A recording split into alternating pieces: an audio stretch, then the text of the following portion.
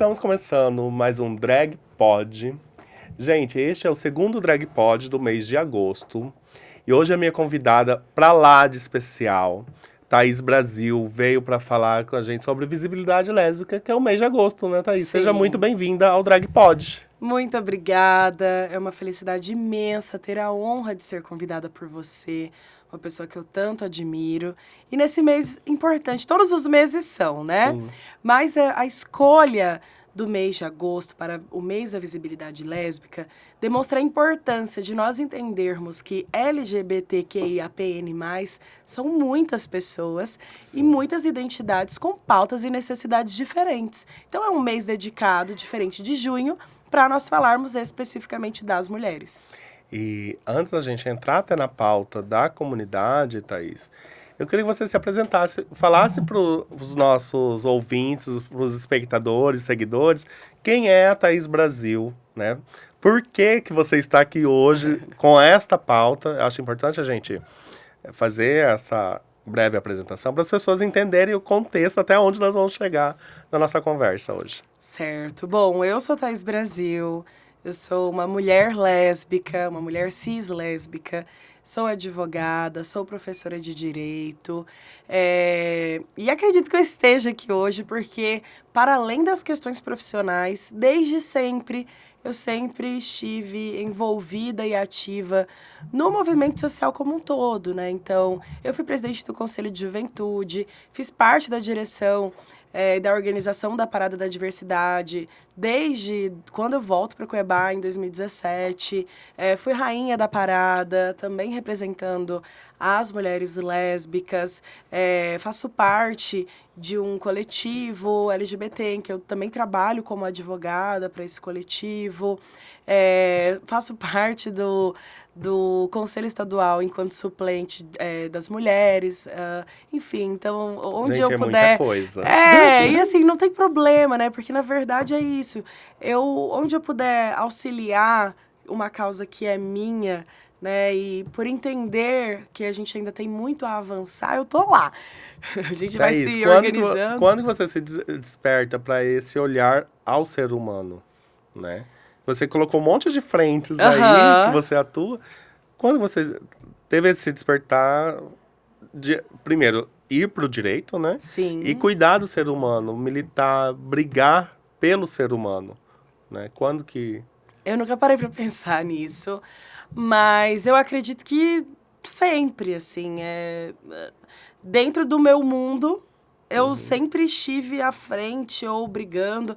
Minha mãe fala, então assim, quando eu era criança, eu era líder de sala, né? Um professor É leonina, isso... gente? Não, mas sou virginiana. São os melhores, pronto, tá explicado. Que dia que você faz? 21 de setembro. Eu, dia 2. Então, assim, eu sempre tive atrelado a mim, acho que de uma forma até muito grande, essa noção de justiça, né? De brigar, de representar, ou de perceber que algo não está correto e tentar resolver de alguma forma.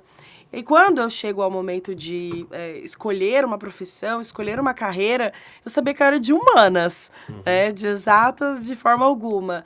E eu tinha, na verdade, o desejo de ser diplomata, que tem tudo a ver com, né, a causa, mas acabei indo para o direito como uma escolha também,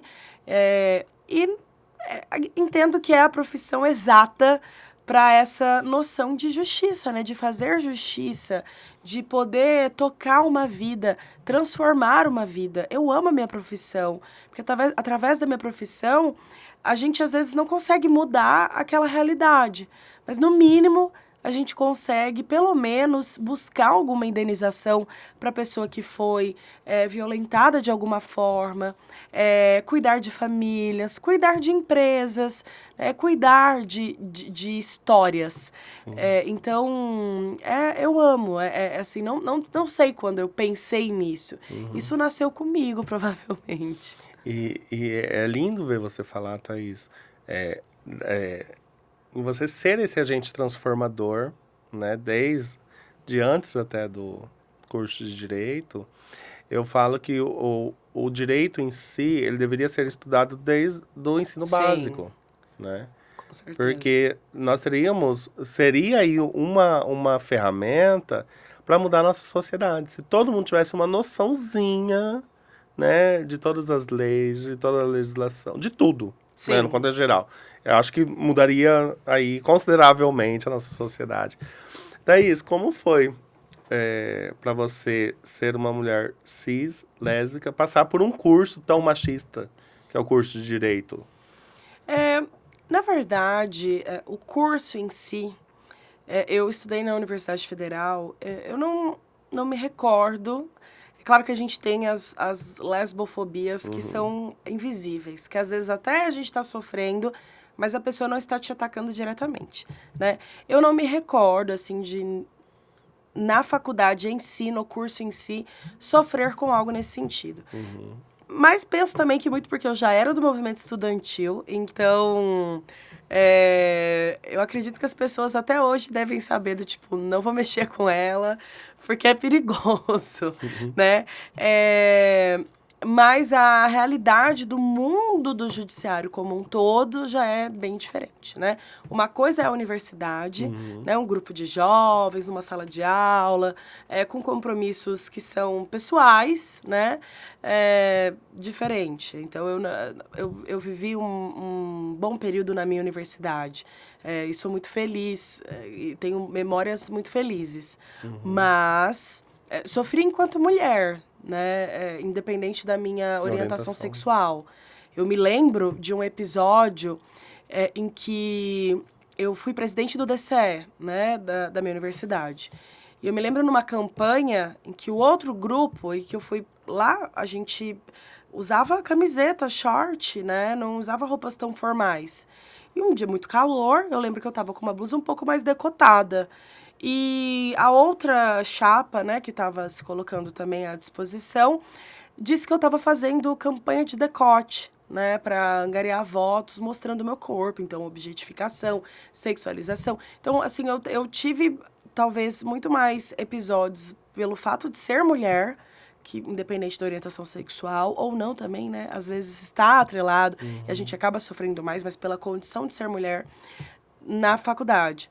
Já no judiciário como um todo, no meio, a gente sabe que é bem mais conservador, né? A gente tem um pouco mais de evolução, as pessoas elas estão ou mais atentas ou diferentes. Então, mesmo que uma pessoa talvez até pense de uma forma um pouco mais retrógrada, ela tem noção de que aquilo lhe causa um processo, uma ação criminal, um dano moral, algo do Mas será tipo. que chegam a pensar, Thaís? Porque eu vejo ainda tanta coisa acontecendo, né? As pessoas ainda continuam falando sem filtro, agindo Lógico. sem filtro, que eu falo, cara, não, isso não tá acontecendo. Uma coisa que eu observo muito é que muitas pessoas, às vezes, só lembram da Thaís lésbica. Como assim? Ah, vamos convidar a Thaís para falar sobre tal assunto.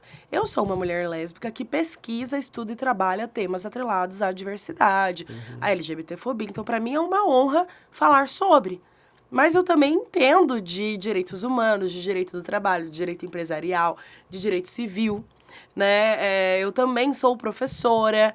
Então, muitas vezes eu observo que as pessoas querem, nós, LGBT de forma geral, para falar sobre temas LGBT, né? Por quê? Porque ninguém quer falar sobre isso, né?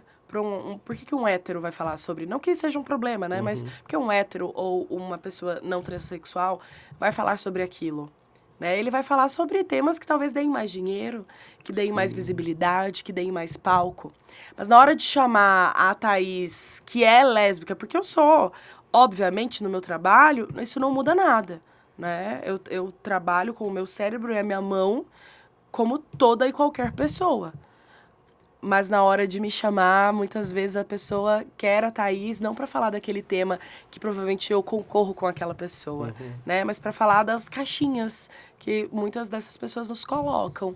Então eu passei a me impor, de certo modo, a lembrar disso. Falar, olha, eu não tenho problema em falar dessa pauta ou ocupar um espaço de poder dessa pauta, mas eu também quero falar sobre isso, eu também sei fazer isso, eu também sou aquilo, né? Todos nós somos muitas coisas. E precisamos até para se manter, né, Thaís? Lógico. que nós estávamos falando em off antes de começar, não basta você ser gay ou ser lésbica, pronto, acabou. Não.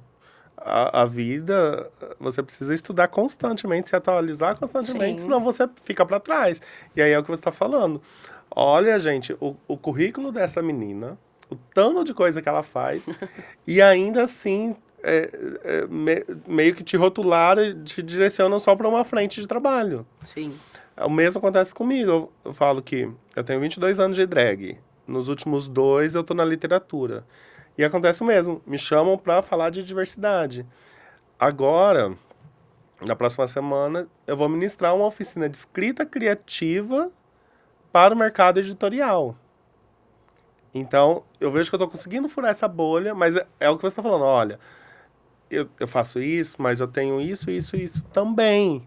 Para as pessoas tentarem entender que não é... A gente não fala só de diversidade, não fala só da comunidade LGBT, Claro. não fala só de homofobia, de LGBTfobia. Vai muito além, né?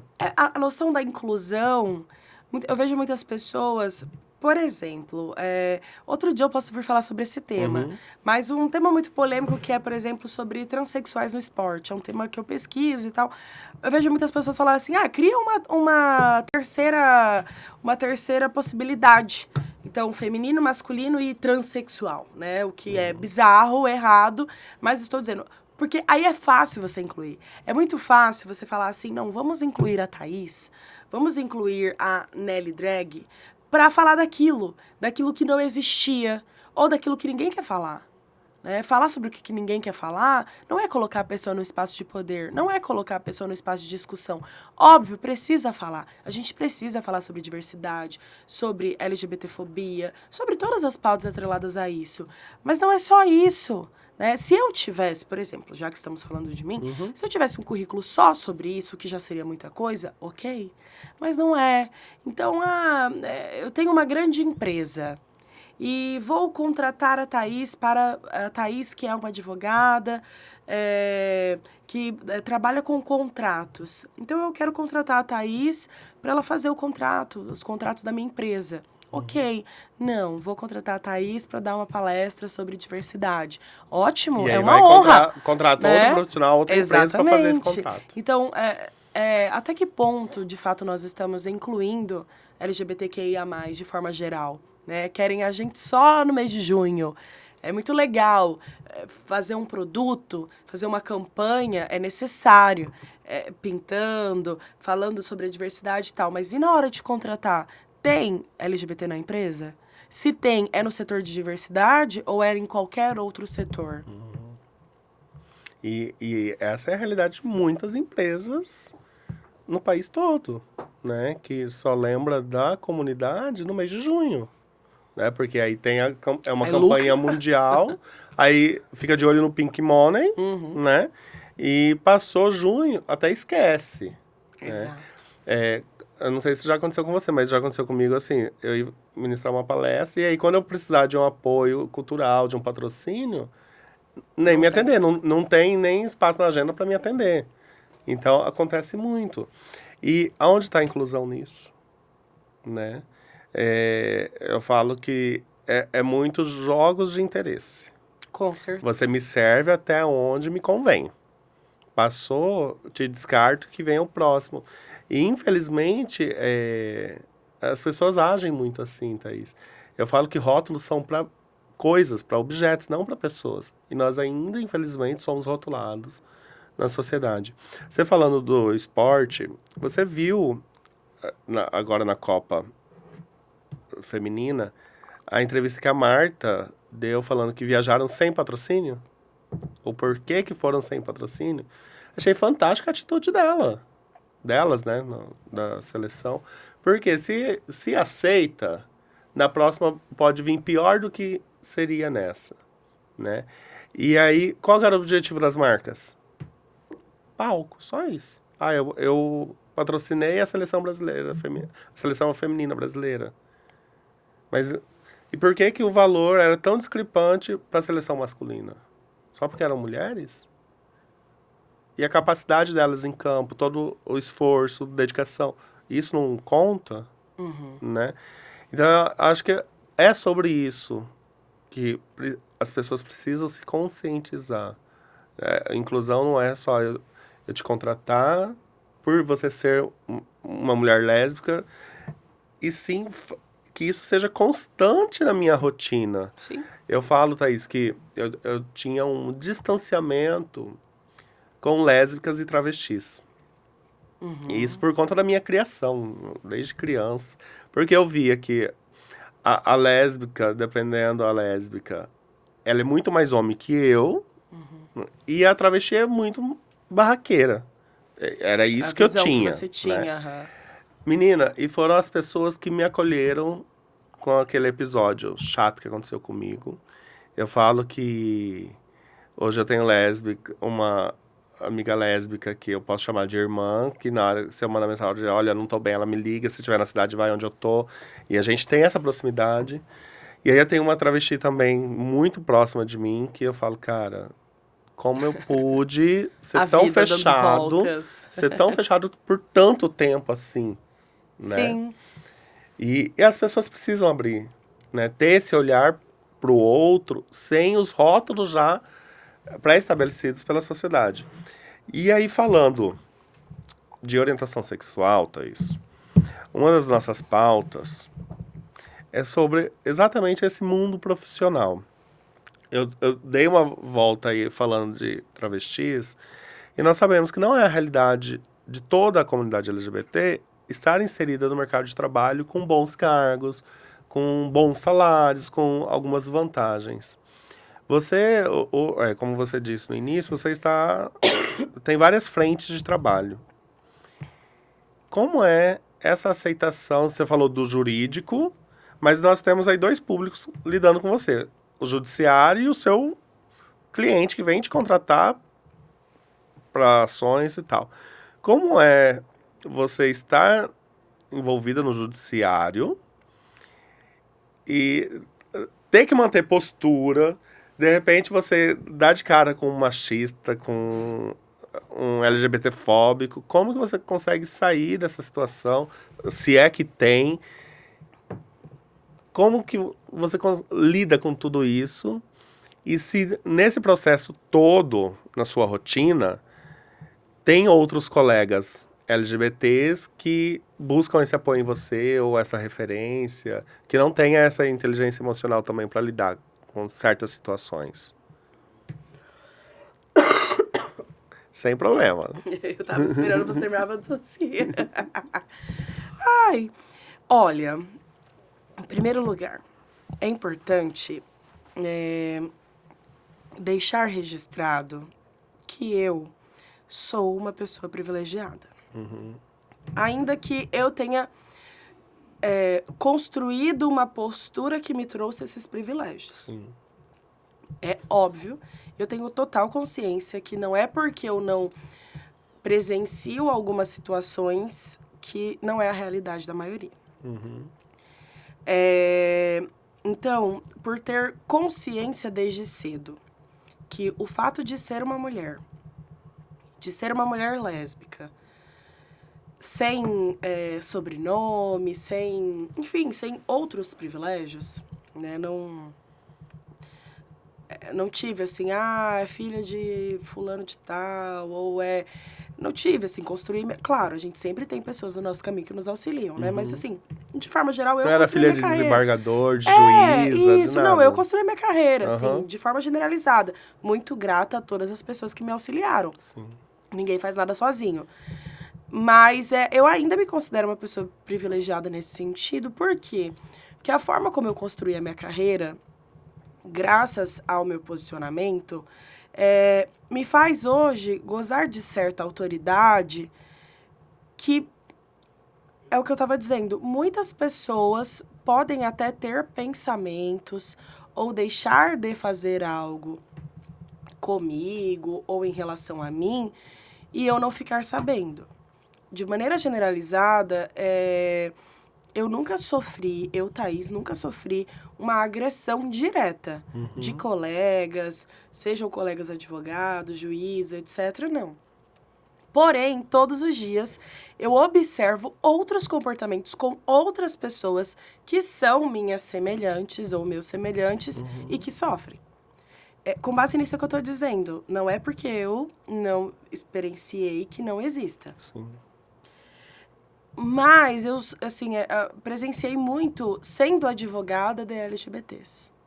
Porque uma coisa é você atacar uma advogada que está ali na audiência, que é uma pessoa que você sabe que tem conhecimento dos direitos dela, que você sabe que ela tem as prerrogativas dela, que ela pode, né, enfim. Outra coisa é você atacar, por exemplo, uma mulher travesti que que está ali naquela condição de testemunha ou naquela condição de parte e que, infelizmente, não justifica, lógico, infelizmente, a pessoa que está agredindo não vai temer algo em relação àquela pessoa, o que é ridículo.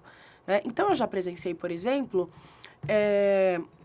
audiência em que a parte era uma travesti e um promotor falou assim, doutora, mas a senhora sabe que elas vivem no zero, né? Elas fazem programa, como se ser garota de programa fosse algo ruim ou que justificasse alguma coisa, né?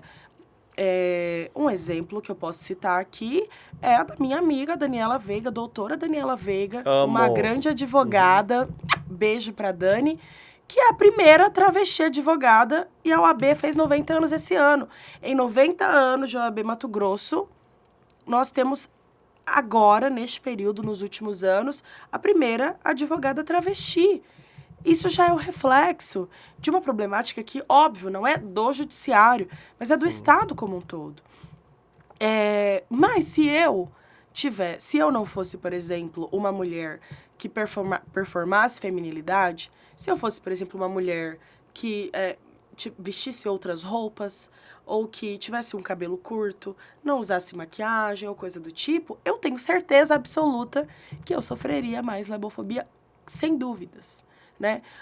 Talvez se eu vivenciasse outras experiências, muito provavelmente eu sofreria mais ataques. Eu advoguei por muito tempo, quando ainda não era possível pessoas transexuais alterarem o registro no cartório diretamente, fazendo essas ações judiciais de alteração de nome e sexo. E aí, recentemente, eu tive um processo em que o meu cliente, que é um homem trans, tem já a identidade com o nome dele, de fato, né? O nome no gênero masculino. Ele sofreu um ato de transfobia dentro de uma instituição hospitalar. O processo era sobre isso. O CPF e o RG já todo modificado. No sistema, saiu o nome dele anterior, o nome morto, né? Que já é uma violência. Eu falei, não é possível. Aí eu fiz uma petição. Eu falei, olha, o processo é sobre isso. O Estado violentou esse homem. O sistema está violentando ele. Aí o que veio na decisão judicial? O juiz, muito equivocadamente, fez um despacho mandando intimar pessoalmente o meu cliente, que tinha advogada no processo, para perguntar como ele queria ser chamado. Sob um ponto de vista, pode ser que ele pensou que estava arrasando, porque, poxa, vou perguntar a pessoa trans como ela quer ser chamada, mas não! Ele já tinha tem o toda a RG, o processo é sobre isso, e aí vai eu lá mais uma vez falar, não, ele não é como ele quer ser chamado, ele deve ser chamado pelo nome dele, o processo é sobre isso. Então, a gente observa alguns tipos de falta de atenção, de falta de cuidado, de falta de respeito, que não são violências diretas, às vezes, e se fosse uma audiência? Eu consegui preservar o meu cliente disso, antes de chegar ao meu cliente esse problema. E se fosse uma audiência? Se o juiz fosse chamar aquele homem de mulher, né? Se fosse uma audiência que o juiz fosse perguntar para aquele homem, tem foto do RG dele lá, é um homem, e o juiz perguntasse, não, como você quer ser chamada? E como fica para mim? Porque até explicar para o cliente, né, esse problema. Então, são muitas nuances, muitos... E talvez se fosse outro profissional também não teria essa expertise Provavelmente não. de preservar o cliente Provavelmente também, né, não, porque muita gente não sabe, não entende. E, é claro, às vezes, por não saber algo sobre algum assunto, a gente pode se equivocar, cometer erros. Mas, assim, tem pessoas que... Tem alguns assuntos que não tem como você não saber. Né? Um Google simples resolve, né? um podcast, a gente se interessa por tantos assuntos desnecessários, mas a gente não se interessa em saber como tratar o outro melhor. Todo mundo sabe que pessoas LGBTs existem. Sim. Todo mundo E sabe não que é essa transexuais geração de existem. agora. Lógico! Tá aí no mundo desde que o mundo é mundo. E né? aí, eu já sei que é assim, né? A minha mãe, por exemplo, que é uma mulher que não é idosa, mas já, né, uma mulher de 55 anos, no começo, ela me perguntava, ela falava, filha, tem uma pessoa no... Olha o cuidado. Filha, tem uma pessoa no meu trabalho que ela é assim. A minha mãe falou desse jeito pra mim. Eu sei que ela é uma mulher que tem vagina e tal, mas ela usa roupa masculina, tem cabelo curto. Eu falei, não performa a feminilidade. E lá no trabalho a gente chama essa pessoa por um apelido. Era um apelido masculino, do tipo assim, bonitão, um exemplo. Aí eu falei, mãe, cuidado. Minha mãe achou que era um homem trans. Eu falei, às vezes ele não é, ou essa pessoa não é um homem trans. Às vezes pode ser uma mulher lésbica que não performa feminilidade. Então eu falei, nesse caso, você pode chegar e falar assim, olha, como é melhor que eu te chame? Como você prefere? Não tem problema. Sim. Né? Naquela época, hoje, porque a minha mãe me acompanha, vai em palestra, no evento, a minha mãe sabe tudo. Esses dias ela me mostrou um áudio dela conversando com uma professora e a minha mãe falou alguma coisa assim, fulano é gay. Aí a professora falou, não fala assim. Ela falou, não tem problema nenhum falar que a pessoa é gay. Ele é gay, ela é lésbica. Minha mãe falando desse jeito. Falou assim, é LGBTQIA. Aí ela até falou assim, tem mais uma letra, mas eu esqueci. Então a gente precisa se informar, porque isso é tratar o ser humano enquanto ser humano, não enquanto coisa, enquanto objeto. E eu falo, Thaís, eu já falei isso em outras edições do podcast. É nosso papel, quanto LGBT, ser didaticamente em casa, ter essa didática em casa, para ensinar nossos pais. Porque eles não... A geração deles é totalmente diferente da nossa. Uma, que não existia internet nem telefone do jeito que existe hoje. Sim. Né? E essa pluralidade humana era muito mais restrita também, talvez até por essa questão de restrita ao conhecimento, né? Porque existe gay desde sempre, existe lésbica, trans, mas a geração deles era a heteronormativa, né? Muito estigmatizada. Tanto que minha avó faleceu com 98 anos, mês que vem faz um ano que ela faleceu, e ela falava que eu era doente. Tá errada? Não tá, porque foi a criação que ela teve. Pensa, uma senhora de 98 anos. Não ia adiantar eu sentar e falar, vó, é assim, assim. Não, ela não ia entender. Então, beleza, tá tudo certo. Tanto que eu parei de ir na casa dela porque eu não era bem recebido lá por eu ser doente. Eu entendi. E minha mãe mudou esse pensamento quando ela viu pela primeira vez eu performando num palco. E aí que eu saí, tirei peruca, desmontei tudo. Ela falou, é isso que você faz? Eu falei, é minha fã número 1 hoje.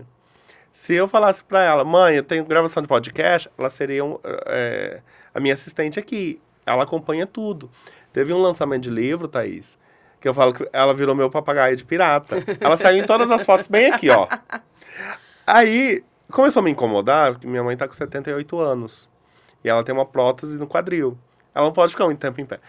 Aí, entre uma pessoa e outra que atendia, eu falava, mãe, só quer alguma coisa? Tá precisando de alguma coisa? Pra, tipo assim, tava me incomodando, ela em pé ali, que eu sei que ela ia sentir dor depois na perna, né? Ela, não, tá tudo bem. E aí, todo mundo que chegava, aí eu comecei, é minha mãe. E aí, as pessoas mais próximas iam, conversavam com ela, intertia ela ali, e eu continuei. Então, assim, hoje eu até tenho cuidado, dependendo do evento, eu não aviso ela do evento. Porque eu sei que ela vai se jogar no evento, vai dar o nome dela, e ela vai sofrer com isso depois por conta do corpo, que ela já não é mais novinha. Sim. Mas minha mãe entendeu, aos 78 anos, o que é ter um filho gay, esse filho é drag queen, e tá tudo certo pra ela. Coisa que quando eu me assumi, quando ela descobriu que eu era drag, Thaís, ela me deu uma surra. Porque ela não descobriu de uma forma legal. Eu fui, acho que era na segunda ou terceira parada de Cuiabá, e a gata tava na Centro-América dando entrevista no TVCA, segunda edição. Aí ela almoçando lá, pá. Não, meu sobrinho, eu já contei essa história aqui. Meu sobrinho brincando na sala, devia ter 5, 6 anos, só olhou assim e falou: Ó, vó, o tio tá na TV. Ela não tava na sala. Amor, quando eu cheguei. E assim, era uma época que a gente não podia andar na rua montado, Sim. né?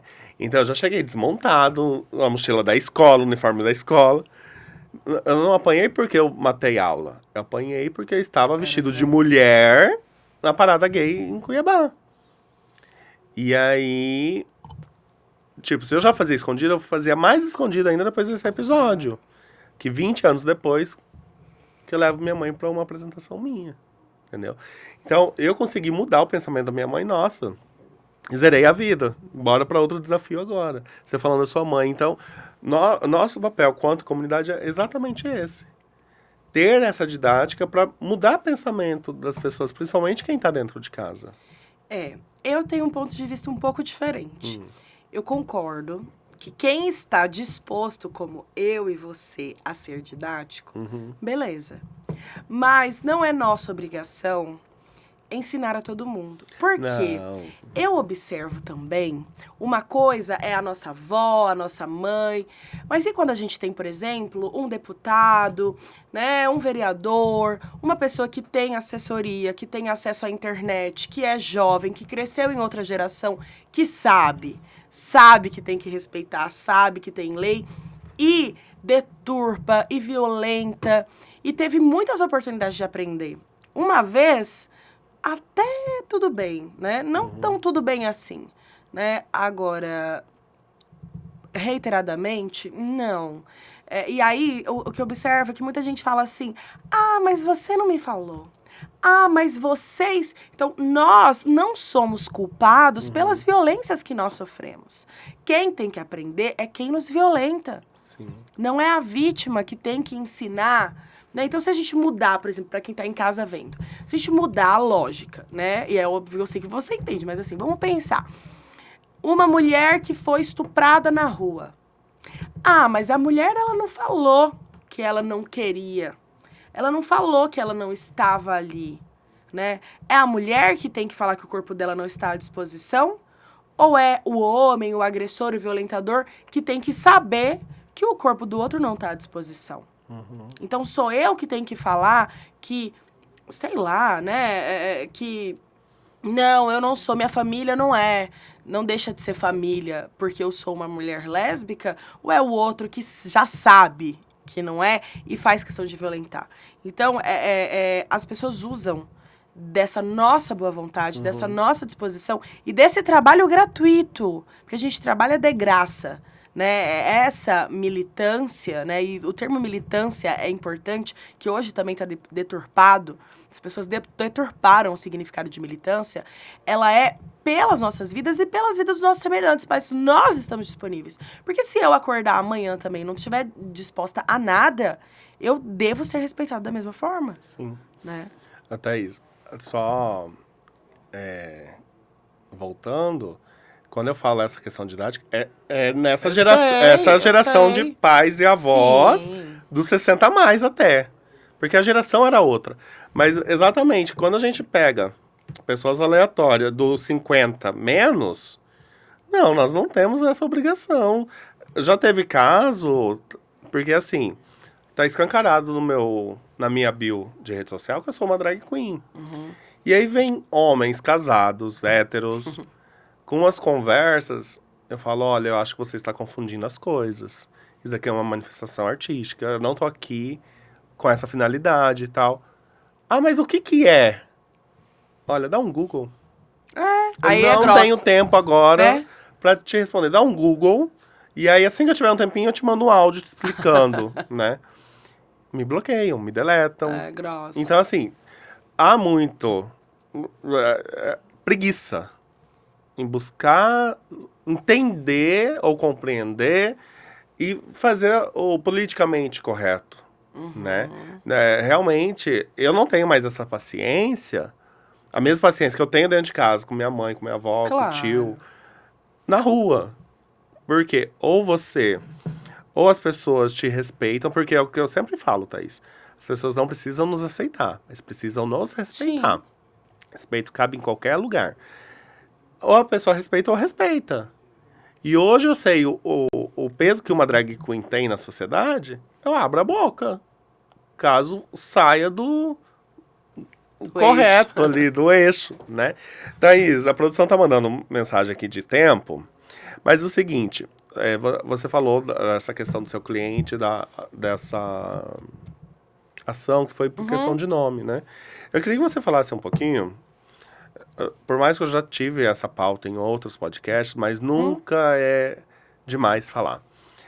Todos os direitos que a nossa comunidade tem hoje, garantidos perante a lei, é via STJ, né? Você acha que falta muito ainda para nossos políticos olharem para a comunidade e essas leis serem aprovadas pelo legislativo e não pelo judiciário? Acho. Falta muito porque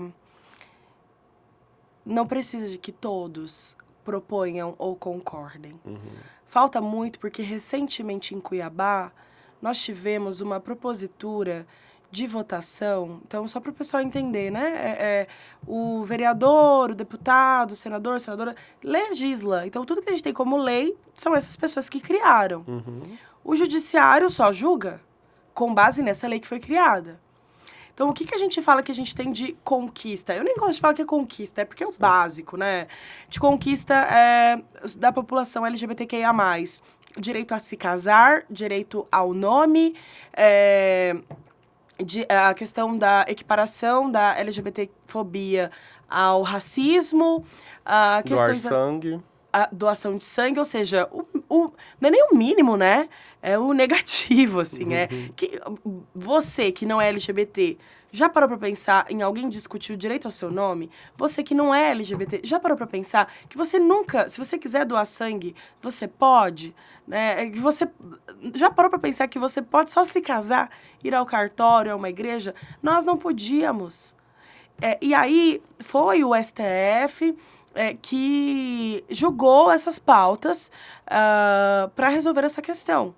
E isso traz uma insegurança muito grande, porque a gente viu o exemplo da Itália agora, em que todas as crianças ou pessoas que nasceram de famílias LGBT, de duas mães ou dois pais, tiveram a sua certidão de nascimento alterada. A certidão de nascimento foi alterada, porque a nova representação política é violenta, LGBTfóbica. Em Cuiabá, nós tivemos recentemente votação do Dia do Orgulho Hétero, né? E quase todos os vereadores aprovaram. Nós tivemos recentemente na Comissão de Direitos Humanos. Não é a comissão de outra coisa, é a Comissão de Direitos Humanos. Qual é a premissa dos direitos humanos? Que todo mundo é titular de direitos humanos pelo fato de ser humano, ponto. Isso é toda a matéria de direitos humanos. E com exceção da vereadora Maísa, que votaram contra a aprovação do estatuto. Então, eu acho que falta muito, mas se a gente se organizar direito, basta uma eleição, basta uma votação para a gente alterar toda a lógica do Congresso, da Câmara, da Assembleia Legislativa. Falta muito? Falta. Mas se na próxima eleição a gente se organizar e votar só em LGBT ou só em mulher, que defenda a pauta das mulheres. Sim. Não adianta votar em mulher que não tá nem aí para os nossos direitos. Estamos com vários exemplos assim, infelizmente, em Mato Grosso, né? Então, colocar gente no poder que seja aliado das nossas pautas ou que realmente tenha as nossas pautas. Elegemos, por exemplo, né, o Brasil elegeu a Erika Hilton. Então, com certeza, ela está lá para muitas pautas, mas também para essas pautas. E não é só pauta LGBT. Lógico, né? Porque ela não é só uma mulher LGBT, né? É o que a gente estava falando. Então, eu acho que falta muito, mas, ao mesmo tempo, basta uma votação. Então, sempre temos eleições, né? De 2 em 2 anos, basicamente. Até porque nós temos esse poder de mudança. Sim. Mas a gente precisa se organizar. Está muito desorganizado. É que, na verdade, também, Thaís, eu tenho falado disso em outros espaços. A comunidade, ela não é unida. E isso dentro de cada letrinha, há essa desunião, há uma rixa desnecessária, um preconceito desnecessário. Se parar para pensar que nós somos uma média de 10% da população, esses 10% já faria um estrago, mais, né? Assumidamente, digamos. Já faria um estrago muito bacana na política. Lógico. Né? Mas estamos em um país LGBTfóbico. Conservador, violento. Com intolerâncias religiosas. Então, assim, tem muita coisa aí para resolver, para a gente conseguir mudar um pouquinho isso. Eu quero saber, antes da gente encerrar, de novos projetos. Será que vamos ter uma Thaís juíza?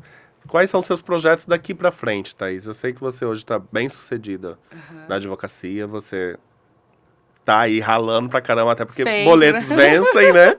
Mas, assim, tem algum projeto gigantesco ou um sonho que a Thaís Brasil almeja e, se Deus abençoar, chegamos lá? Eu acho que o meu projeto gigantesco é sempre sobreviver, e não sobreviver com só sobreviver, mas me manter viva em todos os espaços. Curiosamente, eu não tenho, assim, um projeto. Eu amo a advocacia, espero me manter como advogada para sempre, né? É através da advocacia que eu tenho a capacidade de auxiliar e mudar vidas.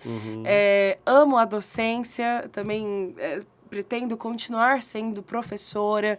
Na sala de aula é que a gente realmente muda muito mais vidas, né? Auxilia a formação de um ser humano. Não tem alegria maior do que um aluno, uma aluna minha que chega e fala: professora, aprendi isso com você, lembrei de você. Quando a gente às vezes está lá na UAB, na entrega das carteiras, ver os alunos que eram meus alunos agora são colegas de trabalho e que mesmo que com uma pequena participação na vida daquela pessoa, eu participei.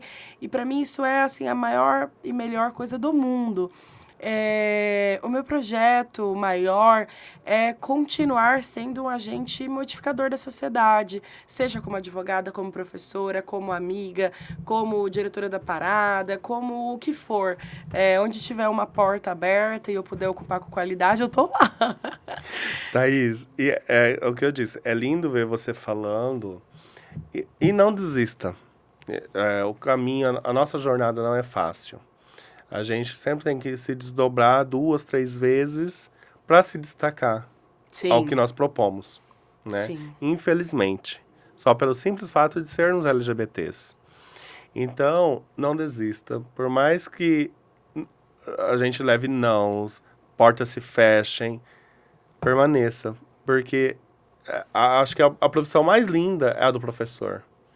E é tão desvalorizado no nosso país. Muito. Quando fala professor universitário, é 2 vezes mais desvalorizado ainda, né? E são vocês que colocam todo mundo no mercado de trabalho.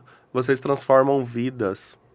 Então, parabéns por você abraçar essa segunda profissão também, escolher, né? Porque você podia muito bem sair da universidade e ser só advogada, né? Eu não sei os motivos de tudo, mas você escolheu ser professora também. Então, parabéns por transformar vidas. E eu quero deixar aqui gratidão por esse bate-papo tão breve, mas eu tenho certeza que nós plantamos alguma sementinha em quem nos acompanhou até agora. Eu deixo o DragPod de portas abertas para você. Eu quero voltar. Novas pautas, novos projetos. Nelly, tá acontecendo tal coisa, bora falar sobre isso no DragPod. Bora! Tendo agenda, você será muito bem-vinda, tá? Conte comigo pro que precisar. Estou aqui, eu falo que uma mão lava a outra e as 2 lavam o rosto. Juntos somos mais fortes.